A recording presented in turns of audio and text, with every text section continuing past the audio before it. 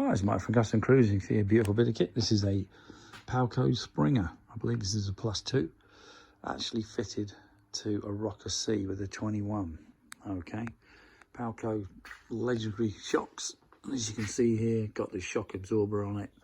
This is actually a mount we've made. We ordered them without, didn't realise that the actual mounting is completely different. It's actually welded onto the Paugos when you buy them. But you can see this got the Ultima 4-piston brake going on. Okay, an Ultima rim. As I say, this was a mock-up. Here are the bolts to go in, as you can see. So we haven't forgotten that. And we've got the ABS line coming off the Ultima brake, going down to here, going up to the old ABS, up to the front. But Paugho shock, we've reused the original Rocker C headlight, which does actually suit the bike pretty well. Okay.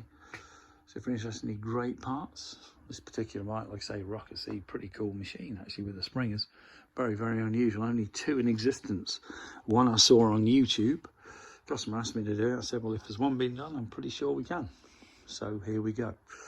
Anyway, if you're interested in any Paugho stuff or anything like that, give us a call. 01773 835 666.